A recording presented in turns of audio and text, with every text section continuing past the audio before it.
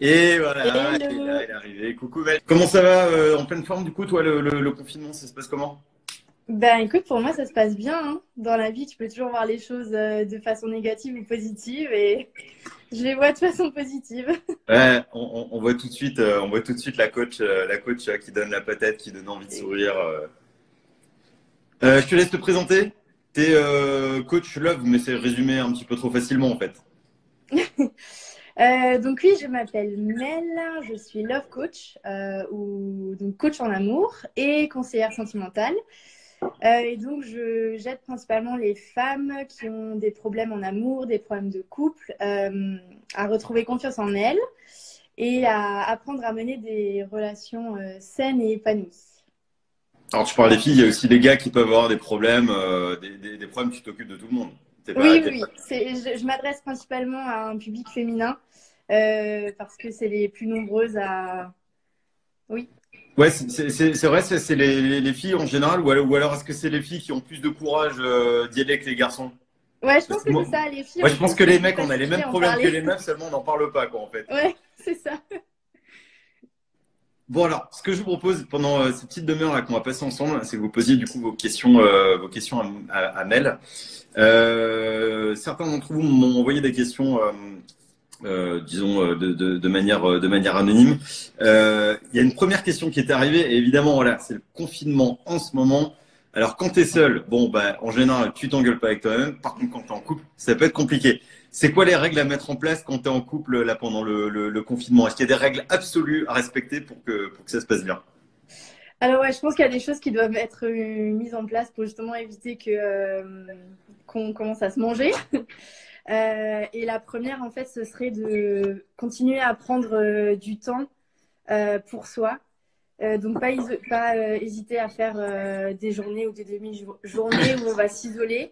Je sais pas, un dans le salon, l'autre dans la chambre, et on va faire des activités qui nous plaisent et vraiment rester seul pour, euh, pour pouvoir souffler et se retrouver avec soi-même. Je pense que c'est la première chose à mettre en place. Donc, il y a un moment que le gars il se mette sur sa PlayStation et que la demoiselle aille se mettre devant un bon bouquin ou l'inverse, ça peut être aussi pas mal. Exactement, exactement.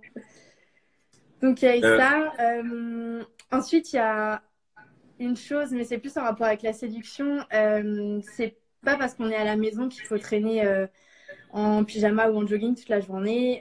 Si vous êtes en couple et si vous voulez pas tuer votre couple, continuez à prendre soin de vous, à vous apprêter pour l'autre, même si vous sortez pas, mais plus pour garder un peu une attirance et une séduction dans le couple. C'était une question qu'on me posait justement là aussi de manière anonyme. Comment est-ce qu'on booste la libido de l'autre quand on est en couple? Parce que justement, les journées pyjama, bon, c'est pas ultra sexy. Ouais, Comment on fait un oui, petit c'est peu ça. pour faire monter la tension dans le bon Euh, sens? Bah justement, du coup, ouais, continuer à prendre soin de soi, à se préparer pour l'autre. Et après, ben, vous pouvez aller sur des terrains sur lesquels vous n'êtes jamais allé, je sais pas, faire des jeux de rôle, utiliser des jouets si vous en avez, faire Pas des ceux des choses que vous... enfants, hein, précise. Hein. Ouais, vous voyez de quel genre de jouets je veux parler. Oui, oui, bon, on voit très bien, ouais.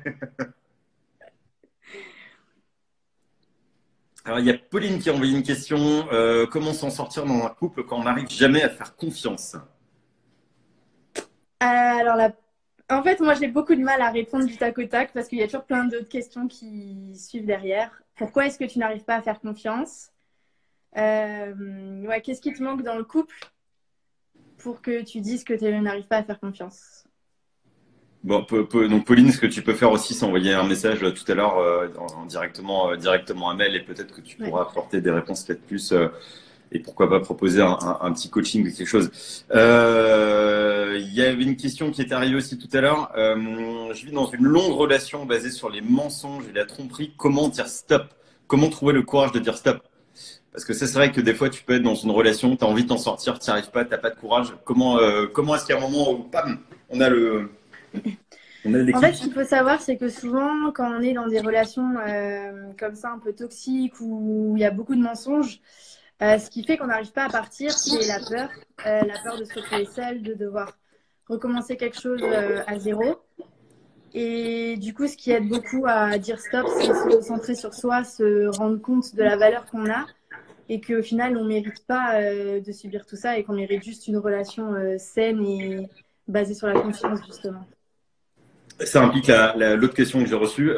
Comment gérer justement un début de relation? Comment est-ce qu'on met en place tout de suite les choses et comment on fait quand tu es confiné déjà dès le début de ta relation avec Comment on quelles fait sont les petites règles en début de relation, voilà, pour que tout se passe bien, pour que tout soit d'écart direct?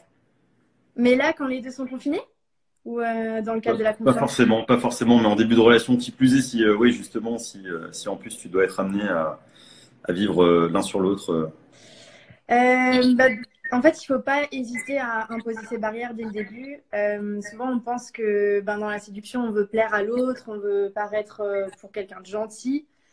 Et en fait, il ne faut pas du tout se laisser bouffer. Dès le début, vous devez imposer vos standards, ce que vous acceptez, ce que vous acceptez pas. Et c'est comme ça que vous pourrez prévenir du coup ben, le manque de confiance en soi ou ouais, les petits soucis qui peuvent apparaître chez l'autre. La communication, important. Et le dire de Ouais, manière, voilà, on l'amène tranquillement, on rentre pas dans l'art direct. non, c'est ça. De toute façon, dans un couple, quand c'est le moment de communiquer, il faut toujours que ce soit fait dans un moment calme et pas hausser la voix et toujours parler en je ressens ça, j'ai l'impression que, et pas commencer tout de suite à venir avec son ego et vouloir attaquer l'autre. Alors, il y a Alizé qui dit sur la discussion, je tombe au bon moment sur les relations toxiques. La question, elle est un peu générale, mais c'est quoi une relation toxique? Parce qu'on entend ce terme, en fait, tu sais, de relation toxique, mais au Ouais, final, on a tendance à mettre tout et n'importe quoi là-dedans, quoi. ouais, c'est vrai. Je dirais qu'une relation, elle commence à être toxique quand ça commence vraiment à atteindre le psychisme de l'un des partenaires. Donc, quand vous vous sentez vraiment manipulé, quand vous vous sentez bloqué, ouais, vraiment quand vous commencez à sentir une pression en vous et que c'est le partenaire qui cause cette pression, généralement, c'est un peu toxique. Alors justement, il y a Jonathan qui disait l'authenticité d'entrée de jeu.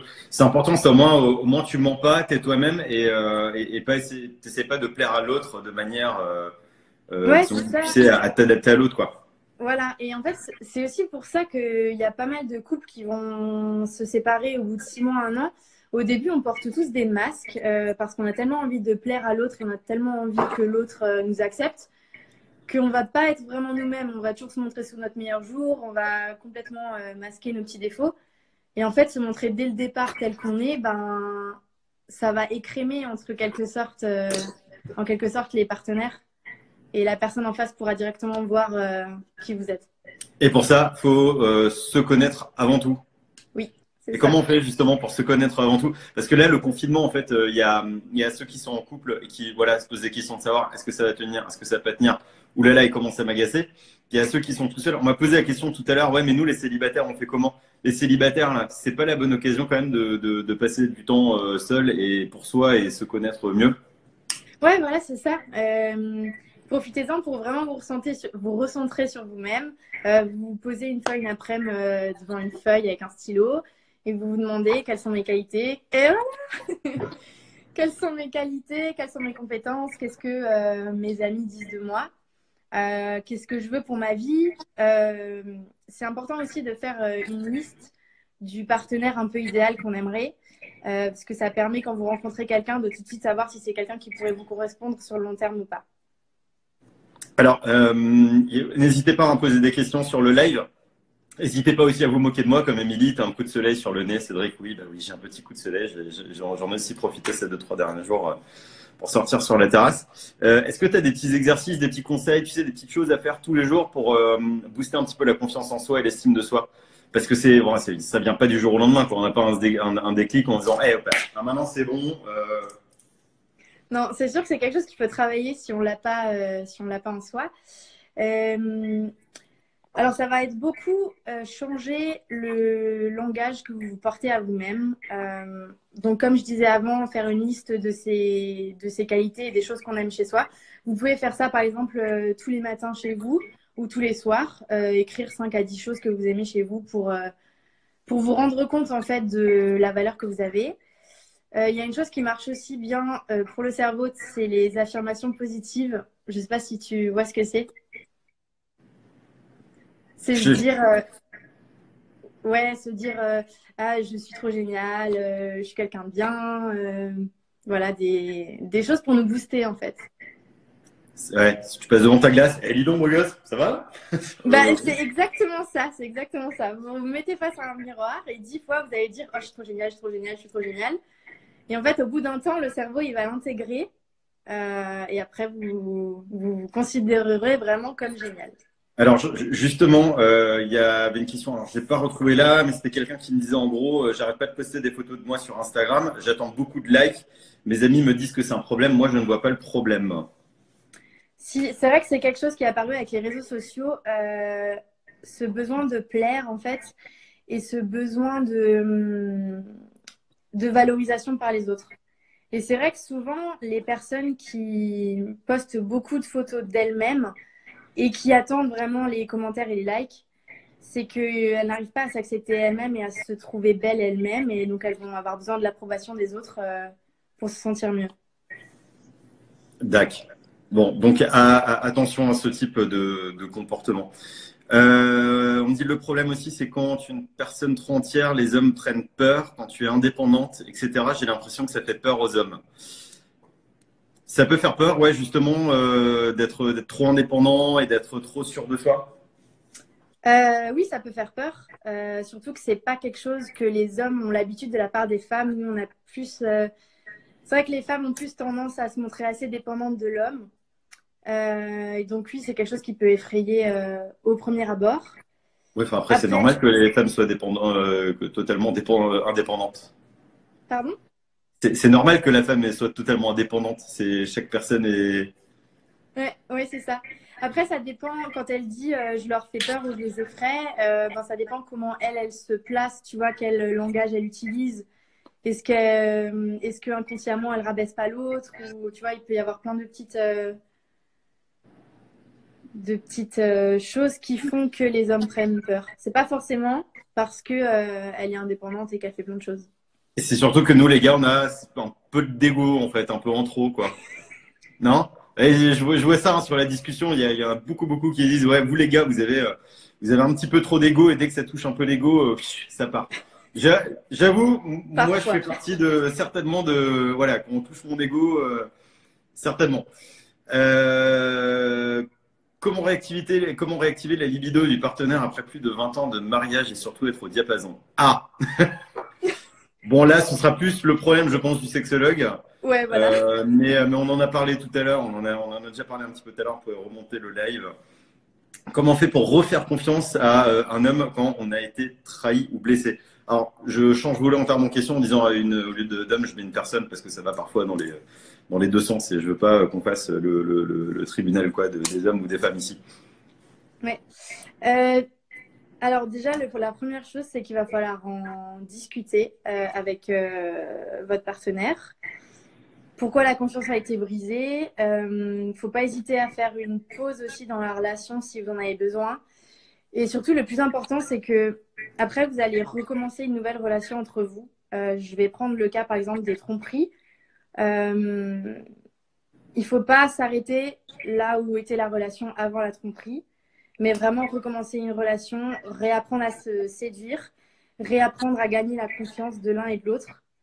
Parce que la confiance, c'est pas quelque chose d'acquis, c'est quelque chose qui se gagne. Et si elle a été perdue, il faut que l'autre partenaire vous prouve et vous montre que vous puissiez à nouveau lui faire confiance. D'accord. Il y a Échec qui pose la question suivante. Pourquoi mon mari attend que je le remercie plusieurs fois pour tout et n'importe quoi? Bah, parce que Euh, les hommes, on est un peu cons. On a l'impression que c'est des trucs genre exceptionnels, genre on doit nous applaudir. Ça, j'ai appris avec le temps, en fait. Hein. Là, pour le coup. Ouais, c'est vrai que les hommes ont beaucoup besoin de validation et de valorisation quand ils font des petites choses, même si c'est juste vider le lave-vaisselle. Ah, des fois, moi, je vide le lave-vaisselle moi-même et je m'auto-remercie. Oh, bah bravo, eh ben, bien, allez, dis donc. Mais ça, c'est très bien de le faire, tu vois. Pour la confiance en soi, c'est un super exercice. Eh oui. Je suis en couple depuis 8 mois avec quelqu'un de merveilleux, mais au bout d'une semaine de confinement avec lui, il m'irrite clairement. Est-ce que c'est normal? Alors, je pense que Alors, c'est quelqu'un qui a passé 8 mois, tu sais, à voir la personne 3, 4, 5 fois par semaine. Et là, ça fait une semaine qu'elle est en mode confinement avec elle. ouais. Je dirais que c'est assez normal. Déjà, il y a le fait que ben, si vous étiez à distance et que maintenant vous vous retrouvez H24 ensemble, forcément, ça chamboule un peu le quotidien de l'un et de l'autre. Après, il faut te demander pourquoi, qu'est-ce qui t'irrite chez lui? Est-ce que c'est vraiment des traits de son caractère ou c'est juste, je sais pas, il laisse traîner ses chaussettes? On continue dans les clichés. Ah ouais, non, bah. Ouais, et surtout, en fait, faut vraiment pas hésiter à en discuter avec la personne. Vous n'allez pas l'attaquer comme ça en disant ouais, tu me saoules, j'en peux plus de toi. Mais vous vous posez calmement et vous lui dites que ben, vous n'êtes pas bien, que vous êtes un peu stressé par la situation. Et vous réfléchissez ensemble à comment améliorer la situation et trouver une solution avant que ça éclate. Ouais, bon, et puis alors après, il y a aussi, je pense, le stress de la situation en ce moment. C'est vrai qu'il y a, là, on rigole, on fait des vannes et tout. Même moi, je fais beaucoup de trucs sur Insta qui sont très positifs et on rigole et on se marre et machin. Et Ouais. c'est vrai que la situation, elle est mine de rien stressante. Donc voilà, c'est pas forcément évident. Inissa qui nous envoie un petit message aussi. Comment oublier son ex pendant cette période de confinement, entre parenthèses, récemment séparé? Alors déjà, si vous êtes récemment séparés, je t'invite à couper complètement les ponts avec lui si tu as du mal à l'oublier. Arrête de l'espionner sur les réseaux sociaux, arrête d'espionner ses potes pour savoir, enfin pour avoir des infos sur lui. Coupe vraiment les ponts. Et ensuite, il faut que te recentrer sur toi. Qu'est-ce que tu veux maintenant dans ta vie? Tu peux faire un point sur ta relation aussi. Qu'est-ce qui a fait que ça n'a pas fonctionné? Qu'est-ce que tu pourras faire différemment dans ta future relation? Et ouais, te recentrer sur toi et vraiment essayer de le zapper, tu vois, de supprimer les photos, les messages, le temps que toi, tu puisses t'en remettre. Ouais, hop, on coupe tout et puis on passe à autre chose. Très bonne solution, ça marche très bien. Je n'arrive pas à me fixer avec quelqu'un. Au bout de quelques semaines, je me lasse et je veux rencontrer quelqu'un d'autre. Quoi faire? Alors, pareil, il y a plusieurs. Enfin, j'aurais envie de poser plusieurs questions. Qu'est-ce qui fait que tu te lasses? Est-ce que c'est juste parce que tu commences des relations avec n'importe qui? Je dis pas ça de façon péjorative, mais voilà, dès que quelqu'un te plaît, tu vas te lancer dedans. Est-ce que ce sont des personnes qui te correspondent vraiment dès le départ? Et si c'est le cas, est-ce que du coup, ce serait pas toi qui aurais un problème du style, t'as peur de t'engager ou t'as peur que ça se passe mal ou t'as peur de souffrir? Voilà, plein de questions. J'aurais plein de questions à poser en fait avant de répondre à la question initiale. Yes. Je reçois deux questions. Quand ton copain ne prend plus de tes nouvelles, ça devient un mauvais signe. Ouh bah. Oui, généralement, c'est pas très bon signe. Après, pareil, ça dépend. Si tu lui as écrit ce matin et qu'à midi, il n'a pas pris de tes nouvelles, c'est pas grave. Mais si vous n'avez pas écrit depuis, je sais pas moi, 3 jours et que lui, il revient toujours pas, c'est un peu bizarre. Ou alors, si c'est tout le temps toi d'habitude qui envoie les messages ou qui l'appelle le premier, lui, il a pris cette habitude et il attend que ce soit toi qui fasse le premier pas. Ça peut être ça aussi. D'accord. Bon, mais là aussi, hein, enfin, moi, ça c'est le truc que je pourrais dire à mon tout petit niveau, c'est communication. Parle-lui-en si ça te gave. Tu dis ouais, tu m'envoies pas de message, ça me saoule, où on en est, voilà. Puis, Ouais, exactement. enfin, dis-le gentiment, quoi. Ne rentre pas dans l'art à 8 heures du matin parce que. Quels sont les signes qui montrent qu'il éprouve un réel intérêt, qu'il a envie de s'investir, il ou elle d'ailleurs? Ouais, donc il ou elle, en fait, il faut pas regarder les mots, mais on dit toujours qu'il faut regarder les actes. Donc, est-ce qu'il cherche à t'appeler? Est-ce qu'il cherche à te voir? Est-ce qu'il cherche à te faire vivre des moments spéciaux? Est-ce qu'il s'intéresse à toi? Il te pose des questions sur tes problématiques, tes rêves, il s'intéresse à tes projets futurs. Tout ça, ça peut être des signes d'intérêt. D'accord. Bon, si vous avez encore une petite question à poser, bah, faites-le là dans les commentaires. Je crois qu'il y a, alors, moi, ça fait que 2 ou 3 lives que je fais, hein, donc je crois qu'il y a un petit truc à côté avec un petit carré avec un point d'interrogation. Vous pouvez poser des questions de manière anonyme, je crois, j'ai l'impression, si vous le souhaitez. Du coup, qu'est-ce qu'il faut retenir, les petits conseils là pour bosser son estime de soi et sa confiance en soi dans les prochains temps? Attends, pardon, j'étais en train de lire les commentaires du coup. Est-ce que tu peux répéter?